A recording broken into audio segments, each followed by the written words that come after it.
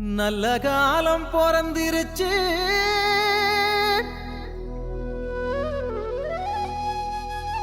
நாடும் வீடும் செழிச்சிருச்சு,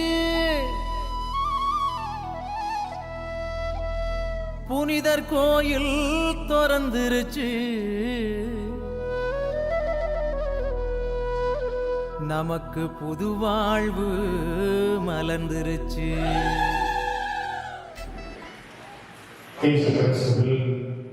எனக்கு பிரியமான சகோதரர்களே, சகோதரிகளே, வரலாற்று சிறப்புமிக்க மலையடிப்பட்டி பங்கில் நம்முடைய பாதுகாவலராகிய புனித செவேரியாவுடைய விழாவை கொண்டாடும் விதமாக கொடியேற்றி நவநாள் தொடங்கி நம்முடைய பாதுகாவலருடைய விழாவை மிக சிறப்பான விதத்திலே கொண்டாட நாம் முன்வந்திருக்கிறோம். கொடியேற்றி இந்த நவநாளை துவங்குகிற இந்த நாளிலேயே உங்கள் ஒவ்வொருவருக்கும் எனது இனிய திருநாள் நல் வாழ்த்துக்களை மகிழ்ச்சியோடு தெரிவித்துக் கொள்கிறேன்.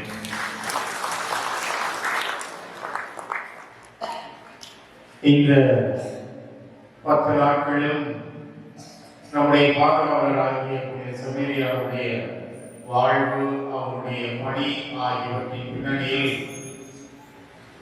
அவருடைய வாழ்வின் பல்வேறு பரிமாணங்களை நாம் சிந்திக்க இருக்கிறோம். இறை வார்த்தையின் பின்னணியில் ஒவ்வொரு நாளும் நாம் இன்று இறை சிந்தனையாக நம்முடைய பங்கு தந்தை நல்ல பல்வேறு தலைப்புகளை மையக்கருத்தாக கொடுத்திருக்கிறார்.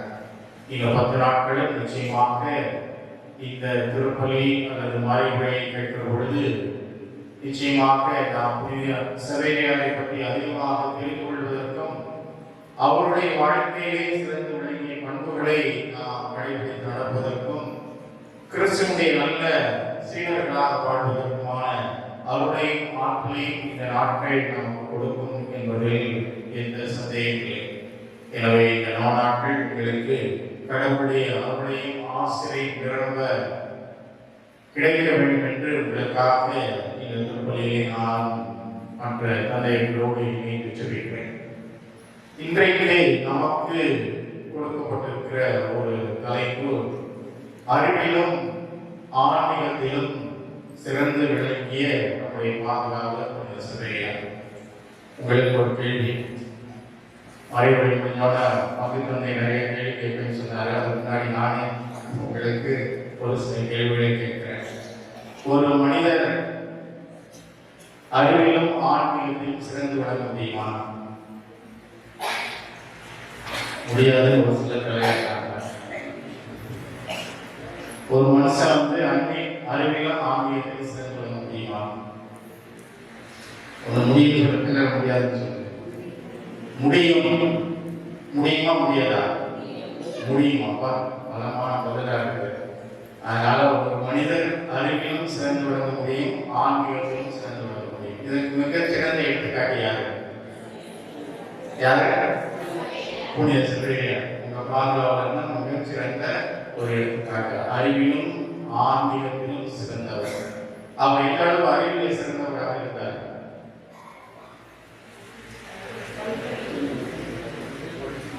எப்படி அறிவியல் சிறந்தவராக இருந்தாரு? எந்த பல்கலைக்கழகத்திற்கு படிச்சாரு? என்ன பட்டம் வாங்கினாரு? முன்னூறில் படிச்சாங்க. ஒருத்தர் கேட்க எந்த பல்கலைக்கழகத்தில் படிச்சாரு? பாரிஸ் பல்கலைக்கழகத்தில் படிச்சாரு. புரியுதா? பாரிஸ் பல்கலைக்கழகம் என்பது உலகத்திலே புகழ்பெற்ற ஒரு பல்கலைக்கழகம். எனவே அதிலே தான் அவர் படித்தார், பட்டங்களை நிறைய பெற்றார். அந்த கல்லூரியிலே அவர் படித்துக் கொண்டிருக்கும் பொழுது அவருக்கு இருந்த ஆசை என்ன என்றால், நல்ல ஒரு புகழ்பெற்ற ஒரு பல்கலைக்கழகத்திலே நாம் படித்துக் கொண்டிருக்கிறோம், நாம் இன்னும் நிறைய படிக்க வேண்டும், நிறைய பட்டங்கள் பெற வேண்டும், நிறைய உலகத்திலே சாதிக்க வேண்டும், மக்கள் எல்லாராலும் பாராட்டப்பட வேண்டும் என்ற அந்த ஒரு உலகியல் சிந்தனையிலே தான் அவர் வாழ்ந்து கொண்டிருக்கிறார். எனவே அந்த உலக புகழ்பெற்ற பல்கலைக்கழகத்திலே படிப்பதற்கான வாய்ப்பை அவர் பெற்றார். அந்த வாய்ப்பை மிகச் சிறப்பான விதத்தில் அவர் பயன்படுத்திக் கொண்ட மிகச் சிறந்த ஒரு மாணவராக அவர் விளங்கினார். எனவே அறிவிலே சிறந்தவராக அவர் வாழ்ந்தார் என்பதில் எந்த சந்தேகமும் இல்லை. அதனால் அவர் அறிவிலே சிறந்தவராக இருக்கிறார். எவ்வாறு அவர் ஆன்மீகத்திலே சிறந்தவராக இருக்கிறார்? இன்றைக்கு படித்தவங்க எல்லாம் பொதுவாக என்ன செய்வாங்க?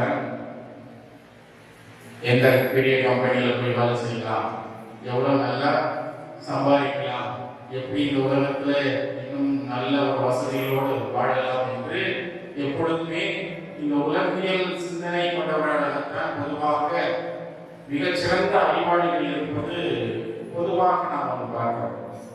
ஆனால் சவேரியார் எவ்வாறு ஆன்மீகத்திலும் சிறந்து விளங்கினார்?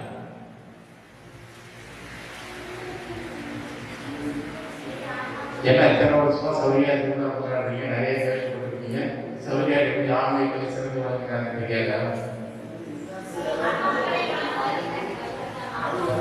என்னதான் அவர் அறிவாளியாக இருந்தாலும் அவர் வாழ்வில் ஒரு பெரிய மாற்றத்தை சந்தித்து தன்னுடைய வாழ்க்கை முழுவதுமே நற்செய்தி பணிக்காக அவர் அர்ப்பணித்துக் கொண்டதற்குதான் அவருடைய ஒரு வாழ்க்கை சிறப்பாக இருக்கும். அவருடைய வாழ்க்கை மாற்றியமைக்கு இறை வார்த்தை என்ன? உலகமெல்லாம் நல்லாக்கி கொண்டாலும் தன்னுடைய ஆன்மாவை எழுத்தால் என்ன பயன் என்கின்ற அந்த இறை வார்த்தைதான் அவருடைய வாழ்க்கை மாற்றத்துக்கு அமைவது, வாழ்வின் மாற்றத்தின் அடிப்படையாக அமைந்த இறைவாக்கு. ஒருவன் இந்த உலகத்தை எல்லாம் ஆதாயமாக்கிக் கொண்டார். அது ஒரு வகையில் இந்த உலகத்தை சார்ந்த ஒரு வாழ்வுக்கான ஒரு அடையாளமாக இருக்கிறது. தன்னுடைய ஆன்மாவை இழந்தால் என்று ஆன்மாவை பற்றி குறிப்பிடுகிற இந்த இறைவார்த்தை இதன் ஒரு அடையாளமாக இருக்கிறது, ஆன்மீகத்தினுடைய அடையாளமாக இருக்கிறது. எனவே சமரியாரை பொறுத்தவரையில் அவர் அறிவிலே சிறந்தவராக இருந்தாலும் அடிப்படையிலே அவர் எதற்காக தன்னுடைய வாழ்க்கை முழுவதுமே அர்ப்பணித்துக் கொண்டார் என்றால் நற்செய்தியை அறிவிக்க வேண்டும் என்கின்ற அந்த ஒரு ஆன்மீக கடமைக்காக, கிறிஸ்துவின் கட்டளையை நிறைவேற்றுகிற அந்த பணிக்காக, நற்செய்தி பணிக்காக தன்னுடைய வாழ்க்கை முழுவதுமே அர்ப்பணித்துக் கொண்டார் என்பதுதான் உண்மை. அவருடைய அறிவு என்பது அவருடைய ஆன்மீக வாழ்வுக்கு பல வகைகளிலும் உறுதுணையாக இருந்தது என்பதுதான். எனவேதான் அறிவியலும் ஆன்மீகமும் ஒன்றுக்கொன்று எதிரானது அல்ல, மாறாக அவை ஒன்றுக்கொன்று மனித வாழ்வுக்கு மேம்பாட்டுக்கு அது உதவுகிற ஒன்று என்பதை நாம் அறிந்து கொள்ள வேண்டும். சபையினுடைய வாழ்க்கையில் அவர் அறிவிலும் சிறந்தவராக இருந்தார், ஆன்மீகத்திலும் சிறந்தவராக இருந்தார் என்பதை நாம் பார்க்கிறோம். புனித சபையாருடைய வாழ்க்கையில் எனக்கு மிக பிடித்தமான இரண்டு முக்கியமான பண்புகளை இந்த நேரத்தில் உங்களோடு பகிர்ந்து கொள்ள விரும்புகிறேன். அவருடைய வாழ்க்கையில் மனமாற்றம் என்பது மிக மிக ஒரு முக்கிய நிகழ்வாக அமைகிறது. எவ்வாறு இந்த உலக காரியத்தில் சாதாரண மக்களைப் போல பட்டங்கள் பெற வேண்டும், பதவிகள் பெற வேண்டும், சாதனைகள் நிகழ்த்த வேண்டும், எல்லாராலும் பாராட்டப்பட வேண்டும் என்ற அந்த உலகியல் ரீதியான ஒரு நோக்கத்தோடு வாழ்ந்து கொண்டிருந்த அவருடைய வாழ்வு முழுவதுமாக அப்படியே மாறி போனது என்பதுதான் அவருடைய வாழ்க்கை ஒரு சிறப்பு. இந்த உலக வாழ்க்கை முழுவதையுமே விட்டுவிட்டு கிறிஸ்துவுக்காக தன்னை அர்ப்பணித்துக் கொண்ட அவருடைய வாழ்வின் மாற்றத்திற்கு அடிப்படையாக இருந்தது அவரோடு வாழ்ந்த பீட்டர் என்கின்ற ஒரு நண்பர் தான். இந்த தன்னுடைய வாழ்க்கை திட்டத்தை அவரோடு பகிர்ந்து கொண்டிருந்த பொழுது அவருடைய நண்பர் உடன் பயந்த அந்த பீட்டர் என்கிற அந்த நண்பர் சொன்னார், உன்னுடைய வாழ்வுக்கான திட்டம் என்பது மிகச்சிறந்த திட்டம் தான். எல்லாருக்குமே இந்த உலகத்தில் வாழ்கிற எல்லாருக்குமே இருக்கிற இயல்பான ஒரு வாழ்க்கை திட்டம் தான். நல்லா படிக்க வேண்டும், நல்ல பட்டங்கள் பெற வேண்டும், நல்ல வேலைகளை செய்ய வேண்டும், நல்லா சம்பாதிக்க வேண்டும், நல்லா இந்த வாழ்க்கையை அனுபவிக்க வேண்டும் என்று இயல்பாகவே எல்லாருக்கும் இருக்கிற வாழ்க்கை திட்டம் தான். எல்லாராலும் பாராட்டப்பட வேண்டும் என்று நீ விரும்புவது இயல்பான ஒரு காரியம் தான். இவற்றை கேட்க அந்த பீட்டர் என்கிற அந்த நண்பர் சொன்னார், இவையெல்லாம் சிறந்தது, உங்களுடைய வாழ்க்கைக்கான திட்டம் நல்லதுதான். ஆனால் உனக்காக நீ ஒரு திட்டத்தை வைத்திருப்பது போல கடவுளும் உனக்கென்று ஒரு திட்டத்தை வைத்திருக்கிறார். எனவே உனக்கென்று கடவுள் எந்த திட்டம் வைத்திருக்கிறாரோ அதை அறிந்து அதை நீ நிறைவேற்றினால் நீ விரும்புவதை விட அதிகமாகவே எல்லாராலும் பாராட்டப்படுவாய் என்று அந்த பீட்டர் என்கின்ற அந்த நண்பர் சபையாரோடு கொண்டிருந்தார். இதுதான் அவருடைய மனமாற்றத்தினுடைய ஒரு முதல் படிநிலையாக அமைவது என்பதை நாம் அறிந்து கொள்கிறோம். எல்லாராலும் பாராட்டப்பட வேண்டும் என்கின்ற அந்த ஒரு நோக்கத்தில் ஒரு இன்னும் அதிகமான மற்றும் ஒரு நோக்கத்தை அவர் அவர்களுக்கு வெளிப்படுத்துகிறார். இந்த உலகத்தில் எல்லாரும் பாராட்டப்பட வேண்டும் என்பது உங்களுடைய எதிர்பார்ப்பு. ஆனால் இந்த உலகத்தில் மட்டுமல்ல, அதை விட மறு உலகத்திலும் இன்னும் எல்லா காலத்திலும் இருக்கிற மக்கள் உன்னை பாராட்டப்படக்கூடிய அளவிற்கு உன்னுடைய வாழ்க்கை அமைய வேண்டும் என்றால் அப்பொழுது கடவுளுடைய திட்டத்தை ஏற்று அதன்படி வாழ வேண்டும் என்று அவர் சொன்ன அந்த ஒரு அறிவுரை தான் அவருடைய வாழ்வின் மாற்றத்திற்கு அடிப்படையாக அமைந்தது என்பதை அவருடைய வாழ்வின் வரலாற்றை நாம் பார்க்கிறோம். நான் மிக்க சகோதரர்களே சகோதரர்களே, இந்த உலக வாழ்வு என்பது இறைவன் நமக்கு கொடுக்கிற ஒரு மாபெரும் கொடை. இந்த உலக வாழ்க்கையை எல்லாரும் மகிழ்ச்சியாக வாழ வேண்டும் என்பதுதான் கடவுளுடைய விருப்பம். அந்த மகிழ்ச்சியான வாழ்வுக்கு தேவையான பல்வேறு கொடைகளை கடவுள் நமக்கு நிறைவாகவே கொடுத்திருக்கிறார் என்பதும் உண்மை. ஆனால் இவை எல்லாம் கடவுள் எதற்காக கொடுத்திருக்கிறார் என்றால் இந்த உலக வாழ்வோடு முடிந்து விடுகிற நம்முடைய வாழ்வுக்காக மட்டுமல்ல, மாறாக மறு உலக வாழ்வை நாம் பெற்றுக்கொள்வதற்கான ஒரு தயாரிப்பாக இவை அனைத்தும் அமைய வேண்டும் என்பதுதான் கடவுளை விருப்பம். எனவேதான் இந்த உலகத்திலே இறைவன் கொடுத்திருக்கிற இந்த அனைத்து கொடைகளையும் மறு உலக வாழ்வில் பெற்றுக்கொள்ளக்கூடிய அளவிற்கு அதை நாம் பயன்படுத்த கடமைப்பட்டிருக்கிறோம் என்பதை நாம் அறிந்து கொள்ள வேண்டும். எனவேதான் இந்த அறிவு என்பது நம்மை இத்தகைய ஒரு ஆன்மீகத்திற்கு இட்டுச் செல்ல வேண்டும். இத்தகைய ஒரு ஆன்மீகத்திற்கு இட்டுச் செல்லவில்லை என்றால் அந்த அறிவினால் நிச்சயமாக நாம் நிறைவான மகிழ்ச்சியை பெறுவதற்கான வாய்ப்பே நாம் பெறுகிற அறிவோ அல்லது நாம் வைக்கிற பதவிகளோ அல்லது நாம் வைத்திருக்கிற பணமோ செல்வமோ எப்பொழுதுமே நம்மோடு இருக்க போவதில்லை. இவையெல்லாம் ஒரு காலத்திலே அழிந்து போகக்கூடியவைதான். எனவேதான் இவற்றை கடந்து நாம் நிலையான அழிவில்லாத ஒரு வாழ்வுக்கு நம்மை உட்படுத்திக் கொள்ளக்கூடிய அளவிற்கு நம்முடைய வாழ்க்கையை அமைத்துக் கொள்ள வேண்டும் என்பது நமக்கு கொடுக்கப்படுகிற ஒரு அழைப்பு. எனவே சபையிலே அவருடைய வாழ்க்கையை மாற்றியமைத்துக் கொண்டு முழுமையாக தன்னையே கிறிஸ்துவுக்கு அர்ப்பணித்த ஒரு நிலையை பார்க்கிறோம். சக்தியினுடைய மனமாற்றத்தை போல அல்லது புனித பவுலுடைய மனமாற்றத்தை போல சக்தியின் இந்த உலகம் வாழ்க்கையில் அவர் பெரிய பணக்காரராகவும் ஆயக்காரர் தலைவராக வாழ்ந்து கொண்டிருக்கிறார். இயேசுவை காண வேண்டும் என்ற அந்த ஒரு துடிப்போடு செயல்பட்ட அவருக்கு கிறிஸ்து கொடுத்த ஒரு பரிசு கீழே இறங்குவார் என்று நான் என்னுடைய வீட்டிலே தங்க வேண்டும் என்பதுதான். அதுதான் அவருடைய வாழ்க்கை முழுவதுமே மாற்றி அமைத்தது என்பதை நற்செய்தி நற்செய்தி 19ஆம் அதிகாரம் நமக்கு சுட்டி காட்டுகிறது. இறுதியிலே எல்லாவற்றையும் நான் பகிர்ந்து கொடுத்து விடுகிறேன் என்று சொன்ன பொழுது இயேசு சொல்கிறார், இன்று இந்த வீட்டுக்கு மீட்பு உண்டாயிற்று என்று கூறுகிறார். அன்புமிக்க சகோதரர்களே சகோதரிகளே, இந்த உலகத்தில் இருக்கிற எல்லா காரியங்களும் மனித வாழ்வுக்கு அவசியமான ஒன்றாக இருந்தாலும் இவையால் முழுமையாக நாம் நிலை வாழ்வை பெற்றுக் கொள்வதற்கான வாய்ப்பே இல்லை.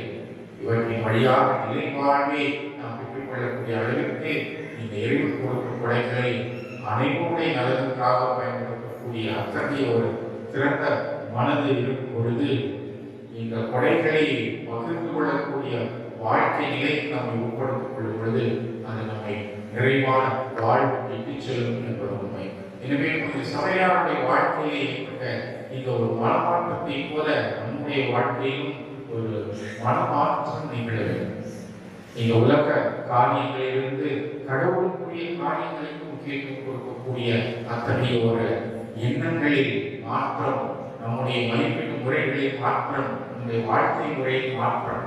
எனவே நம்முடைய மனமாற்றம் என்பது இத்தகைய நிலத்திலேயே வெளிப்பட வேண்டும்.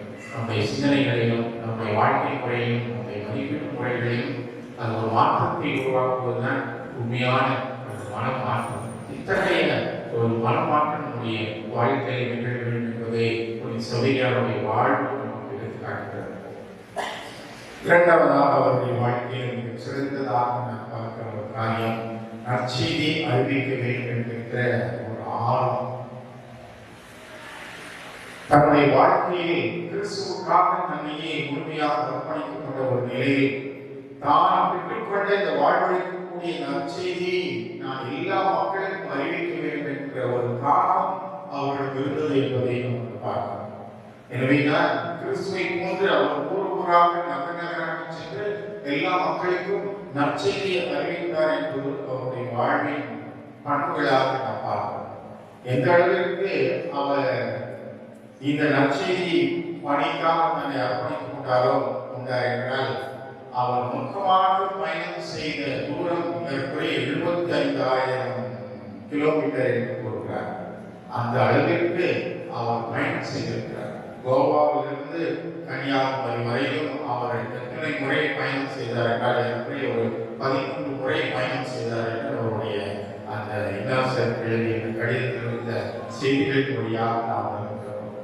அந்த அளவிற்கு அவர் உறக்கமின்றி இரவு பகல் என்று பாராமல் எப்பொழுதெல்லாம் அந்த மக்களுக்கு நற்செய்தி அறிவிக்க முடியுமோ அப்பொழுதெல்லாம் நற்செய்தி அறிவித்து எத்தனை பேருக்கு திருமணத்துக்கு கொடுக்க முடியுமோ அத்தனை பேருக்கு அவர் திருமணத்துக்கு கொடுத்து அந்த நற்செய்தியை எல்லாரும் பெற்றுக்கொள்ள வேண்டும் என்கின்ற ஒரு ஆபத்தோடு செயல்பட்ட அவருடைய வாழ்வின் பண்பை அவருடைய ஒரு வாழ்வு சிறப்பாக பார்க்கிறோம்.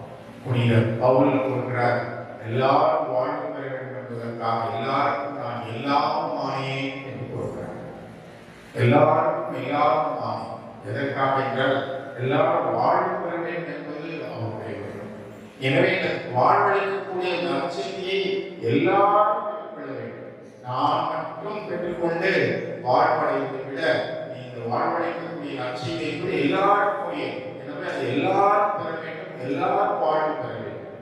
எனவே இந்த நற்செய்தியை எல்லா மக்களுக்கும் அறிவிக்க வேண்டும் என்கின்ற அந்த நற்செய்தி அறிவிக்கிற பாவத்தோடு அவர் செயல்பட்டார் என்பதை பார்க்கிறோம். அன்புமிக்க சகோதரர்களே சகோதரிகளே, இத்தகைய ஒரு மனமாற்றம் அதன் வெளிப்பாடு நற்செய்தி பணிக்காக தனியே முழுமையாக அவர் அர்ப்பணித்துக் கொண்டதனால்தான் அவருடைய மனமாற்றத்திற்கு அடிப்படையான ஒரு காரணமாக இருந்த பீட்டர் என்ற நண்பர் சொன்ன அவருடைய வாக்கு நிறைவேறியது என்பதை நாம் இந்த நாளிலே பார்த்துக் கொண்டிருக்கிறோம்.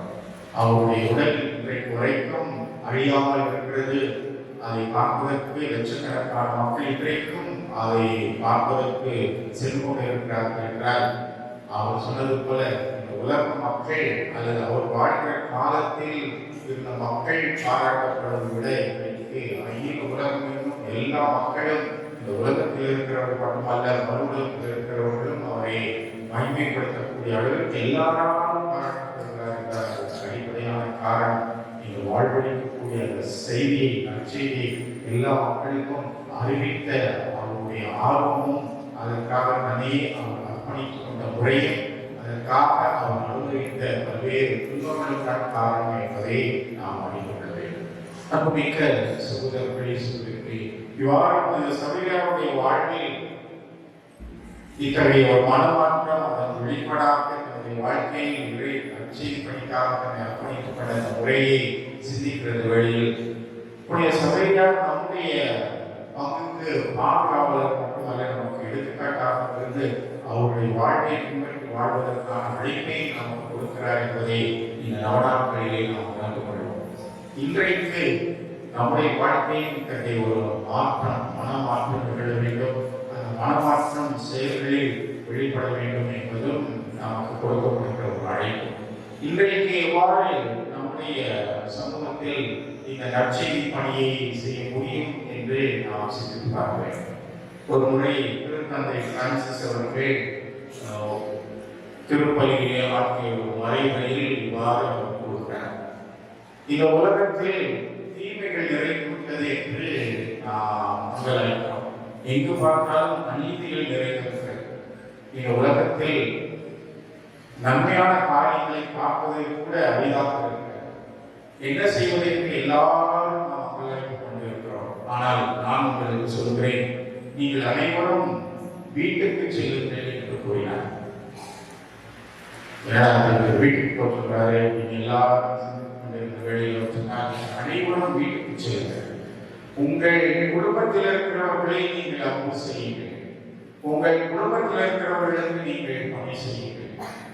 இவ்வாறு உங்கள் குடும்பத்தில் இருக்கிறவர்களை நீங்கள் அன்பு செய்து அவர்களுக்கு பணி செய்யும் பொழுது, இவ்வாறு ஒவ்வொரு குடும்பத்திலும் நீங்கள் நிகழும் பொழுது இந்த சமூகத்தில் எந்த ஒரு அநீதியும் இருக்காது, எந்த ஒரு தீமையும் இருக்காது. இந்த சமூகம் முழுவதும் நன்மைகள் நிறைந்ததாக அமையும் என்று அவர் குறிப்பிட்டார். மிக்க சகோதரர்களே சகோதரிகளே, அவர் சொன்னதை சற்று ஆழமான விதத்திலே நாம் சிந்தித்து பார்க்கலாம். நாமும் அந்த நாளில் அங்கலாய்ப்போம். இந்த உலகத்தை யார் மாற்றுவார்? இந்த உலகத்தில் இந்த அநீதியான சூழ்நிலையிலிருந்து நாம் விடுவிக்கக்கூடியவர் யார்? இந்த சமூகம் எப்பொழுதுதான் மாறும் என்று சமூகம் மாற வேண்டும் என்று நாம் எப்பொழுதுமே சிந்தித்துக் கொண்டிருக்கிற ஒழிய தனிப்பட்ட முறையில் நான் மாற வேண்டும், என்னுடைய குடும்பம் மாற வேண்டும் என்று எப்பொழுதுமே நாம் சிந்திப்பதில்லை. மற்றவர்கள் மாற வேண்டும், அடுத்தவர்கள் மாற வேண்டும் என்று தான் நாம் சிந்திக்கிறோம் ஒழிய நான் மாற வேண்டும், நான் சார்ந்திருக்கிற இந்த குடும்பம் மாற வேண்டும் என்று பொதுவாக யாருமே சிந்திப்பதில்லை. அத்தகைய ஒரு மாற்றம் ஒவ்வொரு குடும்பத்திலும் நிகழ வேண்டும் என்பதுதான் திருத்தந்தை நமக்கு கொடுக்கிற ஒரு அழைப்பாக அமைகிறது. இந்த ஒரு குடும்பம், அதாவது ஒவ்வொருடைய வாழ்க்கை பின்னணியிலே நாம் சிந்தித்து பார்க்க முடியும். எவ்வாறு ஒரு குடும்பத்தில் நற்செய்தி அறிவிப்பு பணியை நிகழ்த்த முடியும், அல்லது ஒரு சமூகத்தில் நற்செய்தி பணியை நாம் மாற்ற முடியும் என்று நாம் சிந்தித்து பார்க்க முடியும். ஒரு குடும்பம் என்று சொல்லும் பொழுது கணவன், மனைவி, பிள்ளைகள், பெற்றோர்கள் என்கிற அந்த ஒரு குறுகிய வட்டத்தில் உறவு நிலையை நாம் வாழ்ந்து கொண்டிருக்கிறோம். கிறிஸ்து நற்செய்தி பணிக்காக தன்னுடைய திருத்தூதர்களை 2 பேராக அனுப்பினார் என்று நம்முடைய நற்செய்தி 10ஆம் அதிகாரத்தில் வாசிக்கிறோம். ஏன் 2 பேரா அனுப்பினார்னு சொல்லி பார்க்கலாம். ஒருத்தர் போனா பயமா இருக்கும். எதுக்கு 2 பேரா அனுப்பினார்? இருக்கிறது 12 பேர் அல்லது 70 பேர் தான்.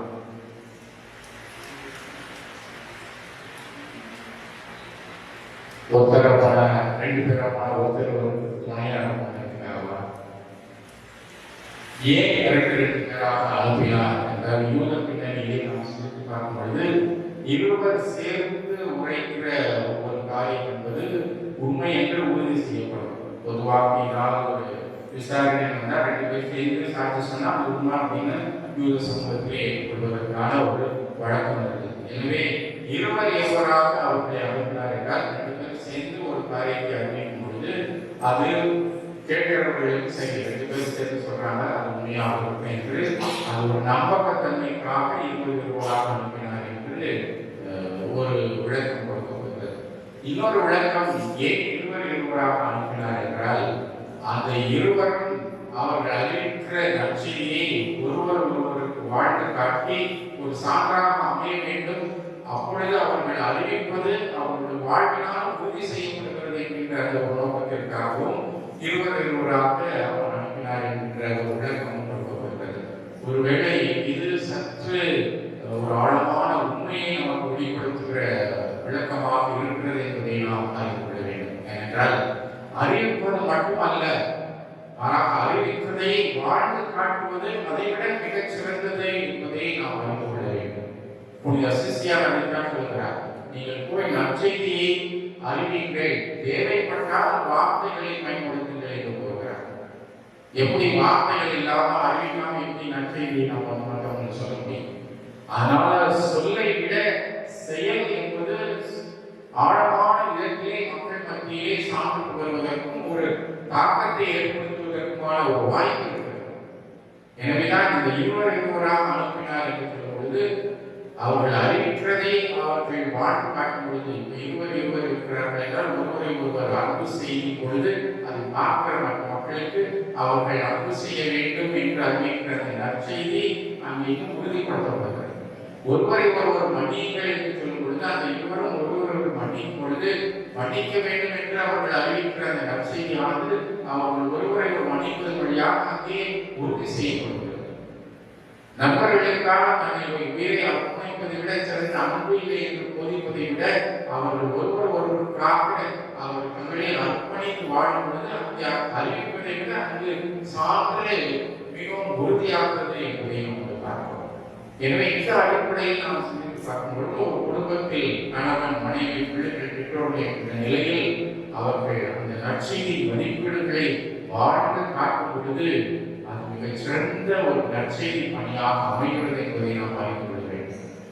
இயேசு காலத்தில் நடந்தது போல அல்லது சபையார் காலத்தில் நடந்தது போல ஊராக நகராக சென்று உச்சந்திகளில் மீண்டும் வந்து நற்செய்தி அறிவிக்க வேண்டும் என்ற அவசியம் இன்றைக்கு இல்லை. இன்றைக்கு தொழில்நுட்பத்தில் எல்லா வகையிலும் நற்செய்தியை நாம் அறிந்து கொள்வதற்கு வாய்ப்பிருக்கிறது என்பதை நாம் அறிவோம். எனவே இன்றைக்கு அறிவிப்பதை விட வாழ்ந்து காட்டுவது என்பது மிக மிக முக்கியமான ஒரு பணி என்பதை நாம் அறிந்து கொள்ள வேண்டும். எனவே ஒரு குடும்பத்தில் கணவன், மனைவி, பிள்ளைகள், பெற்றோர்கள் என்ற நிலையில் ஒருவர் அன்பு செய்வதும் சரி, ஏற்றுக்கொள்வதும் சரி, அர்ப்பணிப்பதும் சரி, மன்னிப்பதும் சரி, இத்தகைய இந்த நற்செய்தியின் மதிப்பீடுகளை, இறையாட்சியின் மதிப்பீடுகளை நாம் வாழ்ந்து காட்டுவது அந்த குடும்பம் சிறந்த ஒரு குடும்பமாக அவர்கள் வாழ்கிற அந்த சூழலில் வெளிப்படும். அதுவே மற்றவர்களுக்கு மிகச் சிறந்த ஒரு எடுத்துக்காட்டாக அமைந்து அவர்கள் அதை கொண்டு வாழ்வதற்கான ஒரு அழைப்பை அவர்களுக்கு கொடுக்கும் என்பதுதான் உண்மை. நாம் மிக சகோதரத்தை திருப்புதல் பணி 2 மற்றும் 42 வசனத்தை நாம் வாசிப்போம் என்றால் அந்த ஆதி திருச்சபையினுடைய வாழ்க்கை முறை பற்றி லூக்கா என்ன குறிப்பிடுகிறார் என்றால் அவர்களை பற்றி மற்ற மக்கள் எல்லாம் நல்லெண்ணம் கொண்டிருந்தார்கள் என்று குறிப்பிடுகிறார். ஆதி திருச்சபையுடைய வாழ்க்கை முறையை பார்த்த மற்ற மக்கள் எல்லாம் அவர்களை பற்றி நல்லெண்ணம் கொண்டிருந்தார்கள். இன்னைக்கு நான் ஒரே ஒரு கேள்வி மட்டும் நான் கேட்கிறேன். நம்மில் எத்தனை குடும்பத்தை பார்த்து மற்ற மக்கள் எல்லாம் நல்லெண்ணம் கொண்டிருக்கிறார்கள் என்று நாம் சிந்திப்பாங்க. இன்னைக்கு இந்த மலை குடும்பம் எவ்வளவு நல்ல ஒரு குடும்பம், எவ்வளவு அன்போடு இருக்கிறாங்க, எவ்வளவு பாசத்தோடு இருக்கிறாங்க, அவங்க பத்தியில பார்க்க சண்டை சச்சரவே இல்லை, எவ்வளவு சமாதானம் இருக்கிறாங்க என்று சொல்லக்கூடிய அளவிற்கு எத்தனை குடும்பங்கள் கிடைத்து இந்த பங்கிலே இருக்கிறது என்று நாம் சிந்தித்து பார்க்கணும். நல்லெண்ணம் கொள்ளக்கூடிய அளவிற்கு மற்ற மக்கள் எல்லாம் நல்லெண்ணம் கொள்ளக்கூடிய அளவிற்கு நம்முடைய குடும்பங்களாக அமைய வேண்டும்.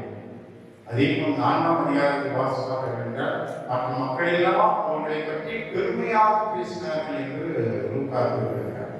இன்றைக்கு எத்தனை குடும்பங்களை பற்றி மற்ற மக்கள் பெருமையாக பேசக்கூடிய அளவிற்கு நம்முடைய குடும்பங்கள் அமைந்திருக்கிறது என்று நாம் சிந்தித்து பார்க்க வேண்டும்.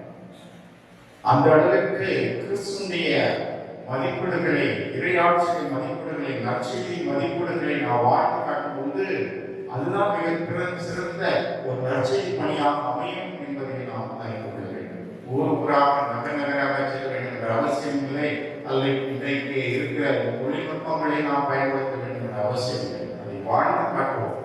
வாழ்ந்து காட்டுவதை விட மிக சிறந்த ஒரு சான்று பணி எதுவுமே இருப்பதற்கான வாய்ப்பு. அல்லது நாம் பணி செய்கிற இடத்திலும் நம்முடைய வாழ்வினால் மிகச்சிறந்த ஒரு சான்றாக அமைய முடியும்.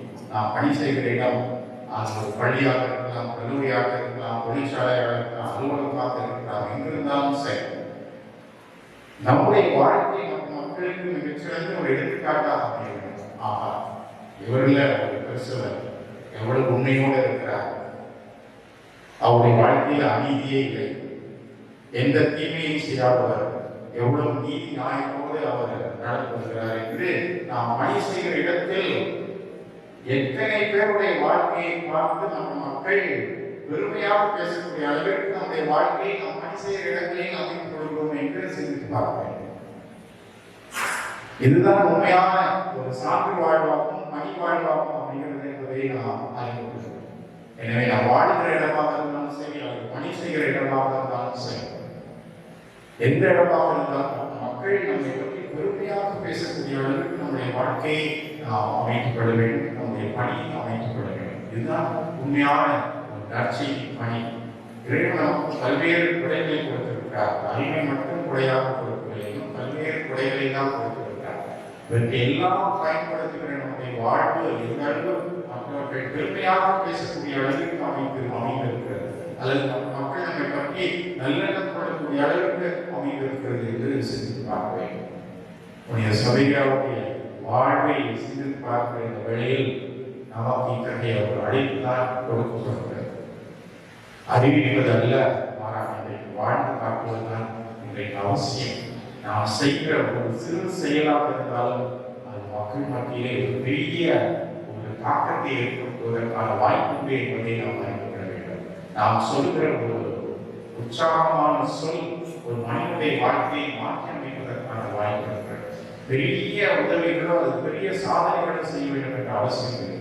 துன்பத்திலே கொண்டிருக்கிற ஒரு மனிதனோடு உடனிருந்து உற்சாகப்படுத்தி அவனை நல்வழிப்படுத்துவதே மிகச் சிறந்த ஒரு நற்செய்தி பணி என்பதை நாம் அறிந்து கொள்ள வேண்டும்.